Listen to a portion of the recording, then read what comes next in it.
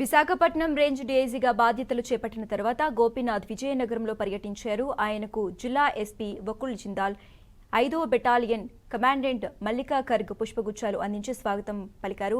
Home guard నుంచి IPS వరకు ఎంతో శ్రమించి ఏపీకి మంచి పేరు తెచ్చారని డీఐజీ కొనియాడారు. ఆ ప్రతిష్టతను మరింత పెంచేందుకు కృషి చేయాలని సూచించారు. సమర్థవంతంగా విధులు నిర్వహించే వారికి గుర్తించి ప్రోత్సహిస్తామని డీఐజీ తెలిపారు.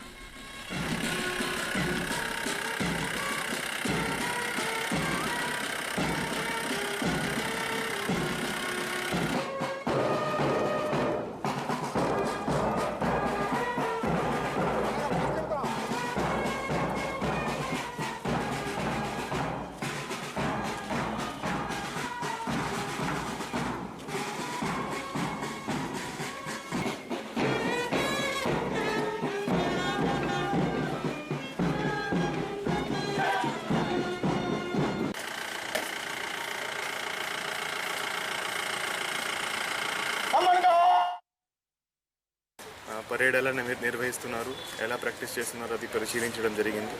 ఇక్కడ మినిస్టర్ గారు వచ్చి ఫ్లాగ్ హాయిస్టింగ్ చేయడం జరుగుతుంది. అదేవిధంగా కలెక్టర్ గారు, అదర్ ఆఫీసర్స్, అదర్ స్కూల్ పిల్లలు కూడా ఇక్కడికి రావడం జరుగుతుంది. ప్రాపర్గా జరిగేటట్టు అన్ని ఏర్పాట్లు చేయడం జరిగింది.